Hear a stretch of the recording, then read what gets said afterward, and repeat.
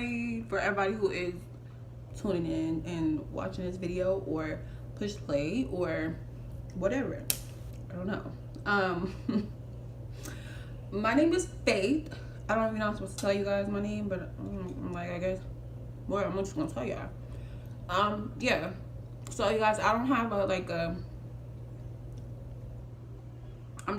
wanted this video to be authentic and talk to you guys about how it is being an extra on set here in Atlanta. So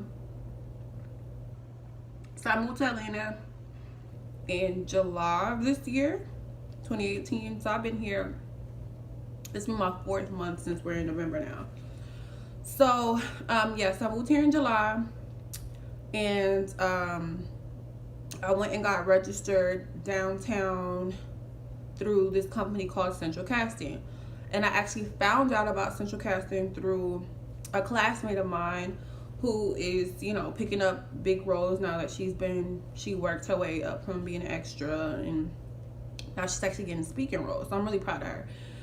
So I actually got the information from her. I was like, you know what, let me just message her and see, you know, if she can point me in the right direction since I'm new to the city. And she told me about Central Casting. So basically Central Casting, there's one in Cali, there's one in New Orleans, Georgia, of course, and then there's one more state, I can't remember the other state. And the good part about it is that, like, once you get registered and in their system, you don't have to go through the initial process. I don't know how it is in other places, but here in Atlanta, the process of getting registered, you have to go at 10:30 a.m. or 2:30 p.m. and the orientation process isn't that long, which is good. Like, they get through it pretty quick. You sign your I-9 paperwork, and they take pictures of you while you're there in the office for their database.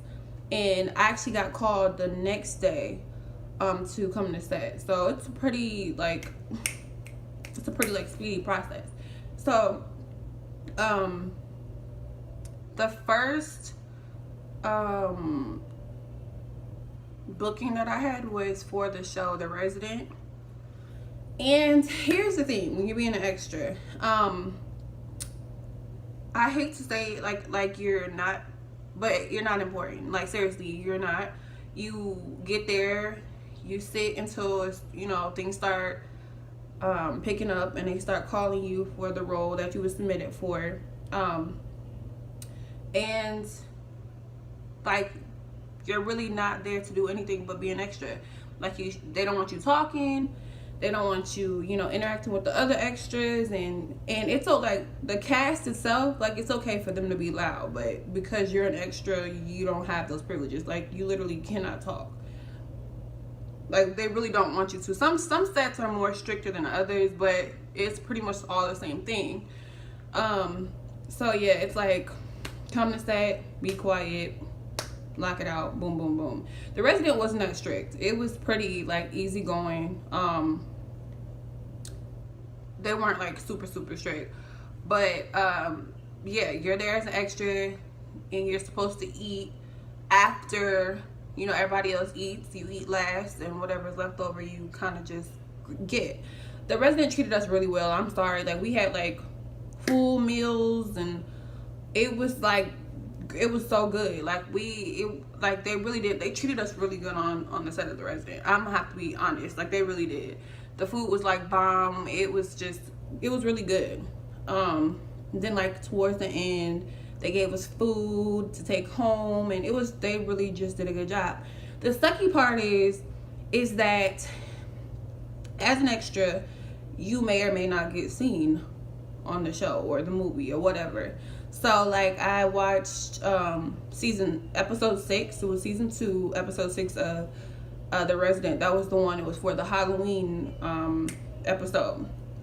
And I was just like, okay, I hope they didn't cut me out, which they did. Like, I actually only seen 2 people from, like, the other extras over there that actually got in the show. So just because you're on set doesn't mean you're gonna get seen. You know what I'm saying? So that's another thing to keep in mind too. Yeah, you get a check 2-3 weeks later, And actually the resident got mine a week later. They were just really good all around. But you may get, you'll get your check, you'll get paid, but you may not actually get camera time when it's all said and done. So, you know, there's that. And the next show I got booked for as an extra was for Step Up High Water, the series. So it's not the movie, it's the series with Neo. And that was a more stricter set. They were more, and it wasn't the director. Like, the director was really sweet. It was the people behind the scenes, and that's usually how it goes. Like, the people that's like walking around and making sure that you're not eating off the carts, like those people, they were the ones that was like really, really strict. But a lot of them were cool too. So you have your mix of how it goes. It's just when you go on set, just kind of keep in mind that you're extra. Try to stay off your phone. Try not to sit down too much. Don't talk too much. You know, and just kind of remember that there's certain carts you can and can't eat off of. Like, they'll check you for real. Like, they'll check you and be like, no, you're not supposed to eat off of that. That's not for you. The good part about being on set for Step Up, I actually had my first opportunity ever being a stand-in. And a stand-in basically is just like somebody that's on the show that has a role on the show. You stand in for them while they're in their trailer or wherever, because a lot of times they would break and go to their trailer and stuff like that. So we would stand in for them, and some people would have like speaking roles, and I didn't have to speak. They just told me to like stand in for one of the dancers on the show. Her name was Candace. So I was standing in for her. So that was a great opportunity because I get to add that to my resume. I've done stand-in work now. So, but you know, you take the good and the bad from set. When you do get promoted to a stand-in, you eat with the cast. So as an extra, you eat last, like I was saying. But when you're a stand-in, you get to eat with the cast. So you don't have to wait until everybody eats and then go eat. You can eat with the cast, and then the extras go last.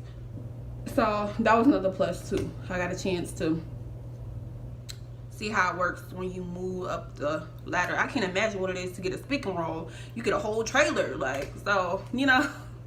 It was cool. It was cool. It's just kind of keeping in mind that, you know, as an extra, they're very strict, and you're there to just make the set look full. That's kind of like what you do. You're like an accessory to the set until you work your way up and you get an opportunity to be the star, you know. So it's about falling in love with the process and really just remaining humble.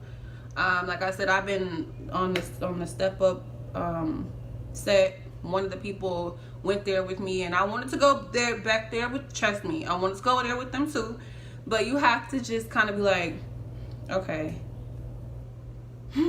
there's a time and place for everything. This is not the place or the time. And you got to just pick and choose your battles. Sometimes it's worth addressing, and sometimes it's just not.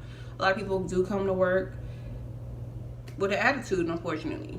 They have bad days and they bring it there to you, and sometimes you're the one that gets picked. It just kind of, you know, happens like that. But